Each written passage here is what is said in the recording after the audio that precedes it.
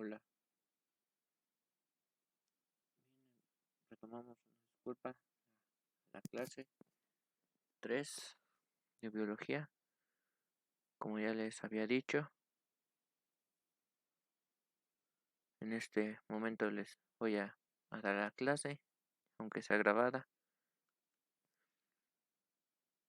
Bien, en este tema vamos a ver la célula, respiración celular, fotosíntesis y ciclo del carbono. Bien, lo primero que estábamos viendo es esta imagen donde un ave puso su nido en la joroba de un dromedario. Entonces, este tipo de acción, de interacción, se llama comensalismo, como nada más como recordatorio. Ahora, eh, vamos a hablar de la tecnología y la sociedad primero.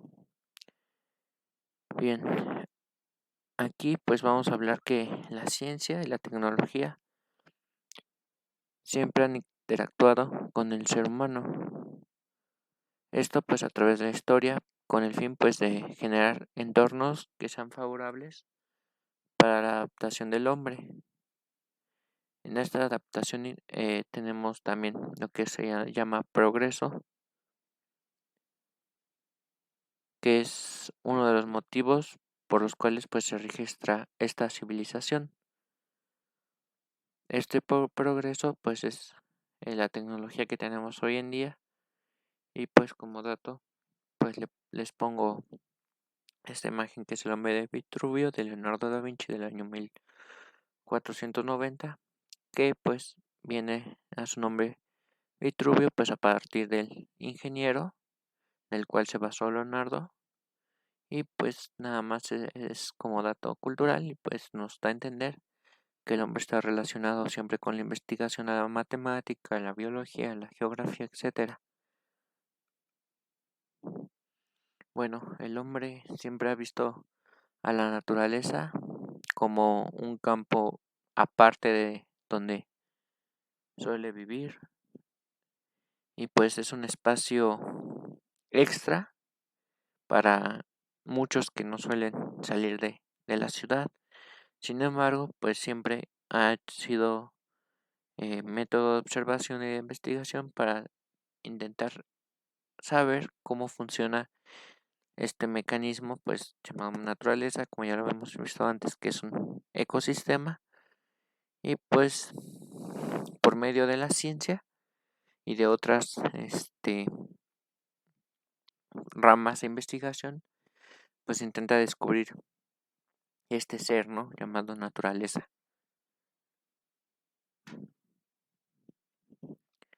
Bueno, en este punto, pues la naturaleza no deja de ser solo un pensamiento, ¿no? Algo que el hombre tiene como concepto, pasa a ser de eso, a ser totalmente algo real, un mundo, el cual podemos ver, sentir, convivir con él a través de las especies biológicas como animales, vegetales, hongos, y pues nosotros mismos en este punto de investigar quiénes somos también. Y pues estas investigaciones pues se hacen a partir de la homología. En este punto pues podemos ver en la imagen cómo es que no somos tan diferentes a los animales. En este caso todos mamíferos, la pata de un gato, el brazo de un ser humano, la aleta de la ballena y la ala de murciélago suelen tener los mismos huesos con diferentes adaptaciones. Y estos puntos pues muchas veces son investigados por la paleontología y la biología evolutiva. Además pues de nuestra capacidad de raciocinio, como ya se había visto con el profesor Marco en la materia de cívica y ética, el intelecto, que también es algo que nos ha posicionado en un nivel importante en este mundo, y pues la capacidad de podernos transmitir palabras por medio del lenguaje. Y pues todo esto nos lleva a la pregunta pues de cuál es la similitud del hombre con la naturaleza y qué tan distante está de ella. Y pues aquí muchas veces se hace la pregunta filosófica, ¿no? Entre el hombre es especie natural o no. Somos humanos o no humanos. Entonces esto es algo que ha llevado al hombre a hacer investigaciones más a fondo de la naturaleza. Bueno, esta investigación pues ha creado diferentes aspectos, tanto culturales como biológicos, pues en ámbitos como la genética, que se usa hoy en día, por ejemplo, para la vacuna del COVID. Es muy importante el estudio genético, la nanotecnología y la robótica. Entonces, pues el ser humano, a partir de los estudios con la naturaleza, pues ha logrado establecer un progreso tecnológico favorable para el humano, pero no favorable para la naturaleza. Por lo que hoy en día, para no acabarnos con estos recursos naturales que son tan importantes para el avance humano, pues se busca una equidad y pues la biotecnología hoy en día, su principal función es la búsqueda de favorecer tanto al hombre como a la naturaleza por medio de la investigación. Ahora vamos a hablar de qué es una célula. Bueno, la célula es la parte fundamental de cualquier ser vivo. ¿Por qué? Porque desde el organismo unicelular hasta organismos complejos como nosotros, estamos formados de células. Por eso es que pues, la célula es la unidad fundamental de cualquier ser vivo. Y pues dentro de este campo de las células, principalmente tenemos dos tipos, la célula eucariota y procariota. ¿Cuál es la diferencia? La célula eucariota tiene núcleo, mientras que la procariota no tiene. En el núcleo se guarda ADN y en la célula procariota solo se guarda ARN. Entonces, aunque son parecidas en cierto punto, pues la célula eucariota pues es una célula más compleja, eh, llena de más elementos que nos ayuda a saber cuál es la función principal de la célula, que son muchas funciones, y pues con ello pues podemos diferenciar la célula eucariota y procariota. Bien, aquí tenemos una célula. Al principio se ve compleja. Vamos a dar unos segundos que la observen.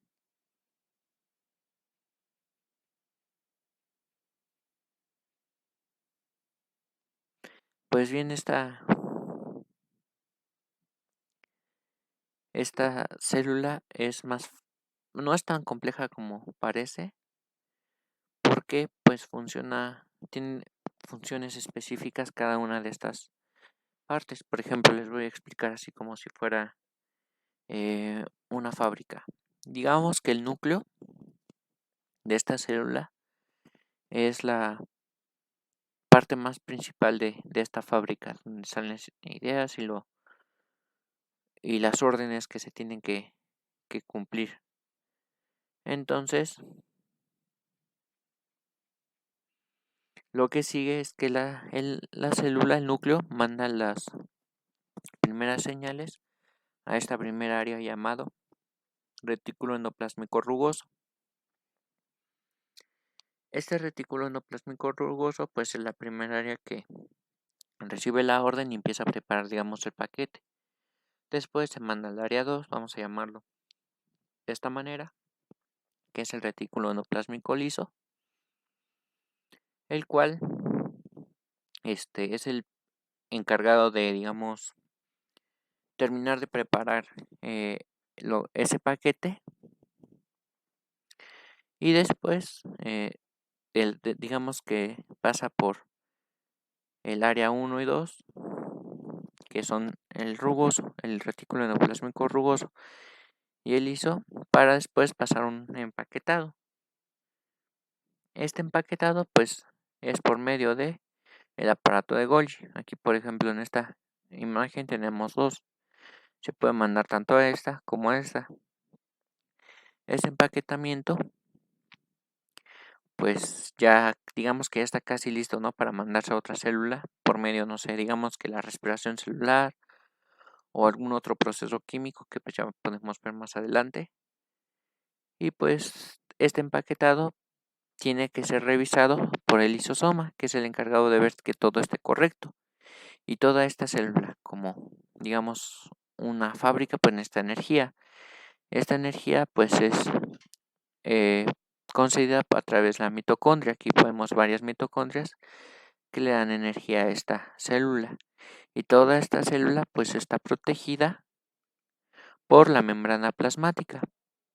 Entonces, si lo ven, pues no, en realidad la célula no es una cosa de otro mundo, solo es cuestión de entenderla. Y si gustan, pues en un video aparte, pues podemos hablar más detalladamente sobre las funciones celulares. Una disculpa por mis gatos que siempre se están escuchando. Ahora, pues tenemos dos tipos de células eucariotas. Ya vimos que es una célula, ya vimos su función. Hay también una disculpa por mis perritos. Ya vimos las funciones. Bien, ahora sí vamos a ver qué tipo de células eucariotas hay. Pues tenemos dos principales, la célula animal, como las que tenemos nosotros, y la célula vegetal. La célula animal, pues, es la común, la que todos casi hemos visto en dibujos o en maquetas que nos han mandado a hacer con núcleo. Bueno, ya explico ahorita las partes. Y la célula vegetal, solo que aquí hay varias diferencias. Por ejemplo, una de las grandes diferencias es que la célula vegetal tiene vacuola y tiene algo que la célula animal no, llamado pared celular. Esta pared celular es un método que las plantas han obtenido a través del tiempo como adaptación y evolución, que les sirve como mecanismo de defensa a algunos patógenos. Entonces, pues, ¿cuáles son las principales diferencias? Que en la célula vegetal vamos a tener vacuola, que esta puede servir para almacenamiento de algunos lípidos, por ejemplo, la pared celular y algo más, algo muy importante y que todos, si no fuera por esto, no tendríamos oxígeno por parte, que son los cloroplastos.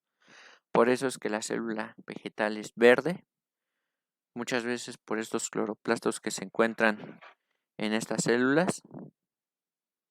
Y pues de este lado, en la célula animal, pues no tenemos ni cloroplastos ni vacuola. La función de almacenamiento es muy diferente en los animales, por eso es que en las plantas tienen vacuolas y tienen pared celular. Bueno, ya visto esto, ahora sí vamos al siguiente, que pues en la célula vegetal vamos a hablar ahorita de los cloroplastos. Bueno, ¿qué son los cloroplastos? Se les llaman orgánulos, que generalmente miden de 1 a 10 micrómetros, y pues estos están presentes, como ya lo habíamos visto, en las células de las plantas. Pues una hoja aproximadamente puede tener de 20 a 100 cloroplastos. Los cloroplastos pues producen clorofila. Esta pues es la responsable de captar la energía de la luz. En este caso pues en la letra A muchas veces se pueden encontrar en tejido parenquimático, que en este caso digamos que es este, o pues en diferentes partes. Principalmente se encuentran en las hojas, también puede haber en los tallos, pero pues ya es En algunos casos, no siempre se encuentran en los tallos. En este caso, pues la hoja sí. ¿Por qué? Porque la fotosíntesis se hace, pues empieza ese proceso de captación de la luz para transformar la energía en pues, la hoja.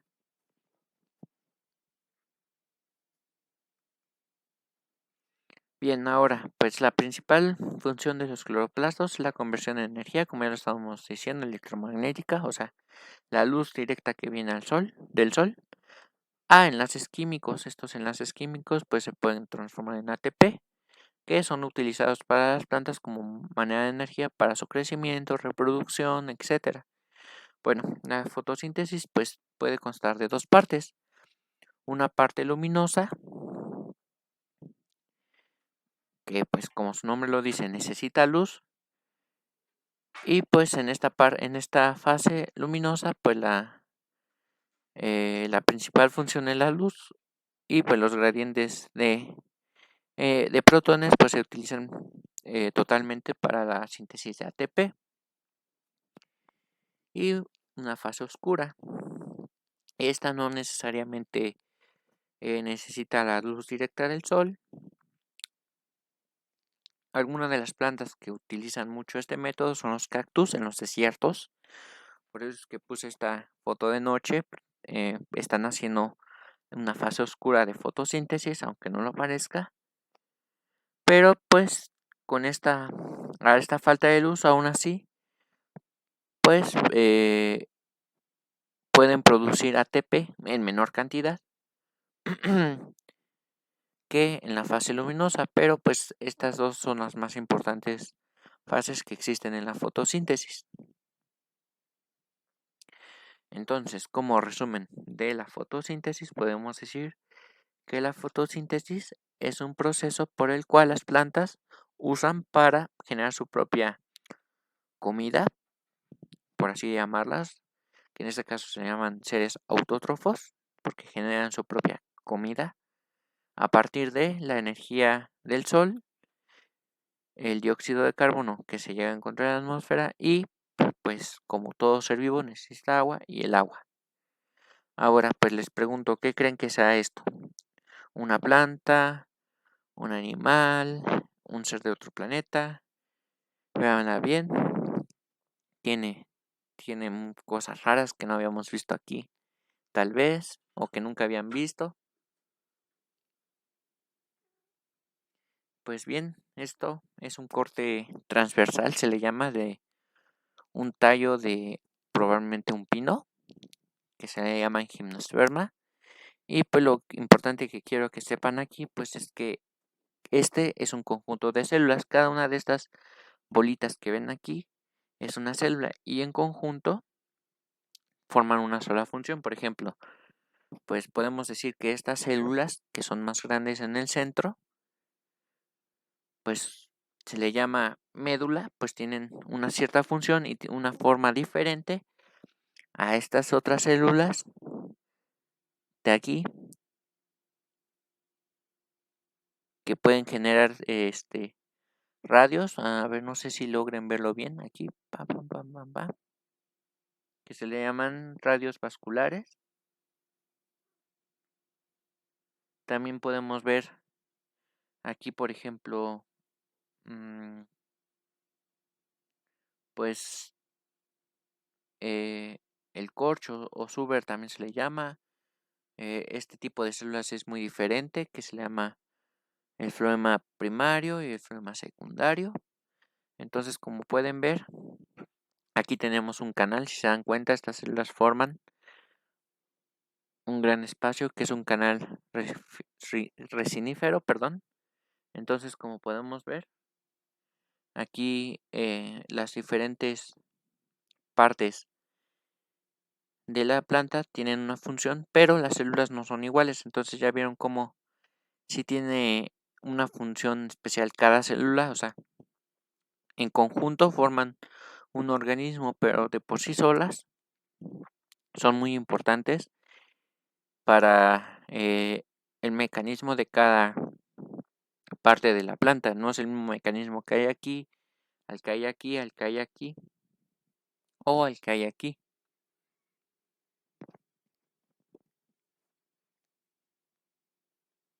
Bien, siguiendo, pues ahora vamos a hablar de la respiración celular. Bueno, aquí vamos un poco más lento porque pues es un poquito más complejo entre comillas. Y pues la respiración celular no es más que una serie de reacciones mediante las cuales la célula degrada las moléculas orgánicas y produce energía, la ya famosa ATP. Todas las células vivas llevan a cabo una respiración celular. Todas las células vivas, para obtener energía necesaria para sus funciones. Usualmente se usa la glucosa. ¿Se acuerdan en química que habíamos visto reactivos y productos? Bueno, que esta flecha significaba que de este lado está el reactivo y este lado el producto. Digamos que en este caso el reactivo es la glucosa y los productos que se utilizan es el dióxido de carbono y el agua para generar ATP. Entonces, perdón. Usualmente, pues esta glucosa se usa como materia prima, la cual se metaboliza, o sea, de una reacción química, a dióxido de carbono y agua, produciéndose energía que se almacena como ATP. ATP significa trisfosfato de adenosina. Entonces, ¿cuál es la principal materia prima que se utiliza para la respiración celular? La glucosa. ¿Para qué se usa la glucosa? Para generar ATP. Bien. Ahora, hay dos tipos de respiraciones celulares, la respiración aeróbica y la respiración anaeróbica. Bueno, en este caso, pues la respiración aeróbica, pues es un conjunto de reacciones, como en todo lo que hemos visto de respiración celular, las cuales, pues por medio de diferentes ácidos y compuestos, por la glucólisis se transforman, como ya lo habíamos visto, en CO2 y en agua, y este proceso pues se producen, vean bien esto, 32 moléculas de ATP. O sea, en la respiración aeróbica se transforman, o sea, se obtienen 32 moléculas de ATP, mientras que en la producción anaeróbica, pues en este caso, igual es por diferentes reacciones que ocurren. No me voy a permitir leer esto que dice, en este mecanismo no es tan eficiente, porque ahorita vamos a ver, como la respiración aeróbica, ya que solo se producen 2 moléculas de ATP. O sea, la diferencia es grande viéndola en este punto. ¿Por qué? Porque hay 30 moléculas de diferencia entre la respiración aeróbica y la respiración anaeróbica. Pero, pues al menos permite obtener un poco de energía, pues que la respiración aeróbica. O sea, la respiración aeróbica produce mucho más ATP y es más eficiente, sí. Pero pues la respiración anaeróbica no se puede decir que no funciona, porque al final de cuentas 2 moléculas de ATP son muy importantes para la energía de la célula. Entonces, como dato, pues nada más es para que sepan que la respiración hay dos tipos, la aeróbica y la anaeróbica, y pues la más eficiente es la aeróbica.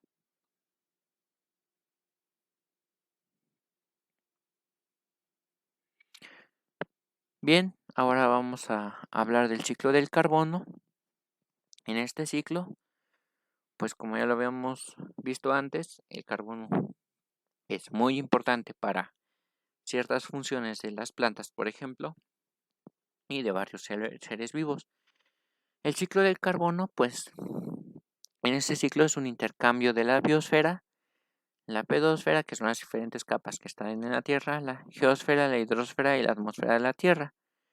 Bueno, pues en este pues lo puse un poco sencillo. Digamos que el CO2 se obtiene de erupciones volcánicas, de incendios forestales, de nosotros mismos cuando respiramos, de los animales muertos, de los animales también respiran, generan CO2. Este CO2 se almacena en la atmósfera. es captado mediante la fotosíntesis, como ya lo habíamos visto. También parte de este CO2 de los animales que mueren es atrapado a través de la tierra, y las plantas por este medio también lo transforman, y las plantas pues por medio de una cadena alimenticia, al ser autótrofos, pues son devorados, vamos a decirlo en este punto, por insectos, y este insecto a su vez pues se está comiendo ese CO2. Ese CO2 pues es comido también, ese insecto pues se lo come un ratón, también se come ese CO2. Después pues la serpiente se come el ratón igual, y pues la serpiente es cazada por el águila. Al final el águila muere, libera CO2, es atrapado y otra vez la planta la reabsorbe.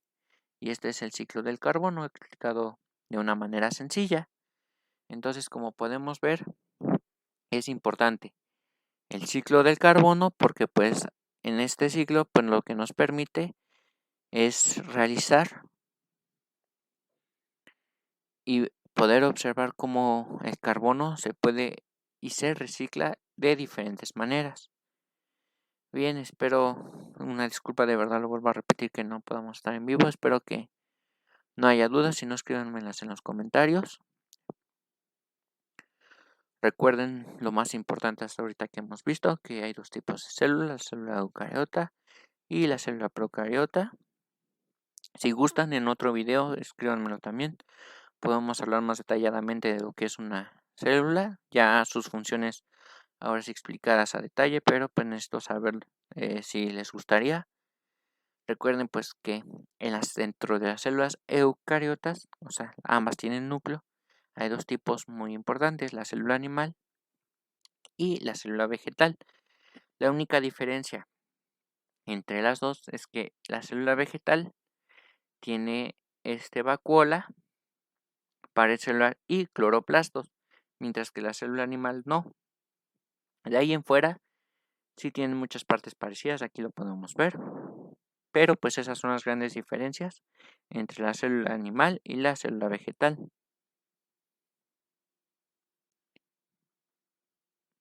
De hecho aquí estoy viendo un error, pues dice, ¿no?, que tiene vacuola la célula animal, tache en la imagen. Qué bueno que me estoy dando cuenta. La célula animal no puede tener vacuola como la célula vegetal, entonces aquí un tachezote. Pues también recuerden que estoy haciendo un repaso rápido para que no quede duda, que pues las células, los cloroplastos, pues se encuentran en la célula vegetal, y pues estos se le llaman orgánulos y principalmente se encuentran en las hojas, donde empieza este proceso pues de captación de luz. ¿Qué generan los cloroplastos? Clorofila. Y pues la principal función de los cloroplastos pues es la transformación de energía. Pues para la fotosíntesis, esta fotosíntesis pues tiene dos partes: la fase luminosa y la fase oscura. La fase luminosa es la que hace la mayoría de las plantas, mientras que la fase oscura solo la hacen algunas plantas como los cactus. Y pues el proceso de la fotosíntesis pues es que las plantas creen su propia comida, o sea, son autótrofas, a partir del sol, del dióxido de carbono y del agua. Y aclarado esto, podemos llegar a la hora de las preguntas. Me hubiera gustado hacerlo en vivo, pero pues por cuestiones técnicas pues no es posible. Yo espero que la próxima clase podamos hacer bien esta dinámica de las preguntas. Pero bueno, primero que nada, la primera pregunta: algunos animales como los ratones, como este ratón que vemos aquí, se ocultan a la luz. Esto ocurre, este proceso se le conoce como fototaxia. ¿Por qué? Porque es la reacción que tienen los ratones a la luz. Este caso, fototaxia negativa. También está la positiva, que es cuando los seres vivos, los organismos, buscan la luz. Pero en este caso es negativa, entonces el ratón se esconde de la luz. Y esta reacción es una parte característica pues de estos seres vivos. Entonces, a este tipo de reacción, ¿cómo se le llama? Nutrición, adaptación, irritabilidad o selección natural. Les doy unos segundos para que piensen o pueden pasar el video y pensar cuál es para ustedes la correcta. Bien, pues como ya lo habíamos visto, esta es una reacción que tiene el ratón al entorno, por lo cual es una irritabilidad. El ratón está teniendo una reacción, como se acuerdan cuando habíamos visto lo de la vela, la reacción del ojo con la vela. Bien, pues en este caso es algo parecido y esta reacción del ratón a la luz es irritabilidad. Pasamos a la siguiente pregunta. Este señor, pues ya lo conocemos, ya habíamos visto quién es, que es un naturista llamado Charles Darwin. Bueno, ahora vamos a leer la pregunta que dice: ocurre cuando los individuos de una especie logran adaptarse a los cambios de ambiente y, según Darwin, es el origen de las especies. ¿Cuál es la respuesta correcta? Les doy igual unos momentos, igual pueden pausar, pensar. Y de hecho les dije que tenía un libro. Ahí también nos dice mucho sobre este tema. Entonces, ocurre cuando los individuos de una especie logran adaptarse. Yo los voy a ayudar tantito, entonces pues no puede ser adaptación a los cambios del ambiente y, según Darwin, da el origen de las especies.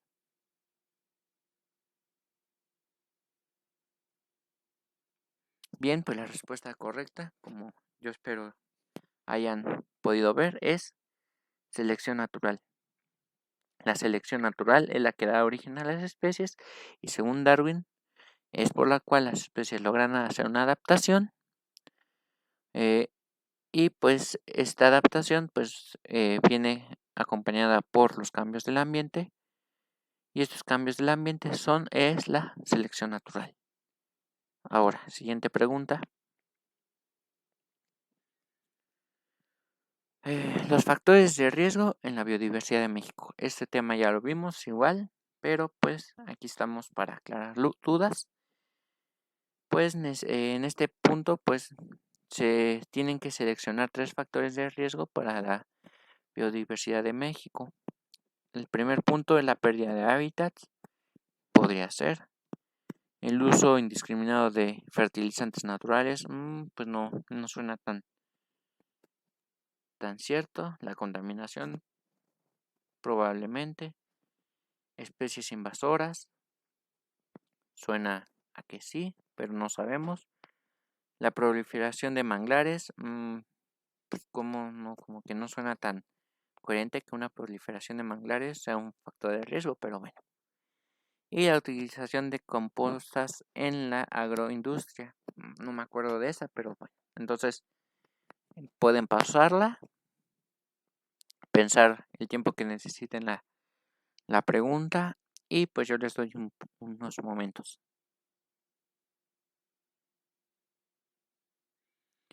Y pues como ya han de haber visto, vamos a empezar a ver. Pérdida de hábitat, sí, totalmente.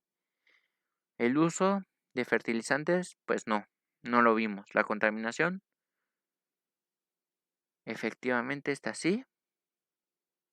Especies invasoras, también la vimos. La proliferación, para nada. La utilización de compostas, pues no puede ser. Entonces sería 1, 3 y 4, que en este caso es la respuesta B.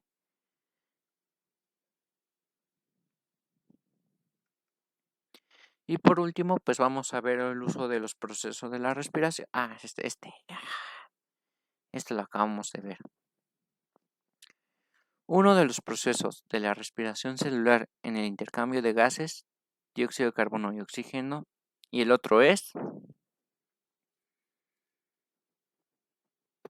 ahí va otra vez, uno de los procesos de la respiración celular es el intercambio de gases, el dióxido de carbono y el oxígeno, y el otro es, lo acabamos de ver, ¿Es la transformación de glucosa en ATP? No lo sé. La reducción de oxígeno en dióxido de carbono podría ser. La conversión de agua en ATP, probablemente. O la producción de glucosa y oxígeno en el ambiente. Les doy unos momentos, igual pueden pausar el video.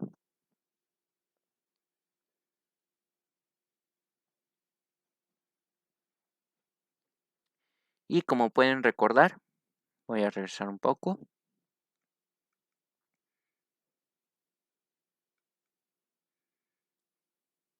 En la respiración celular es la transformación de glucosa a ATP. Entonces,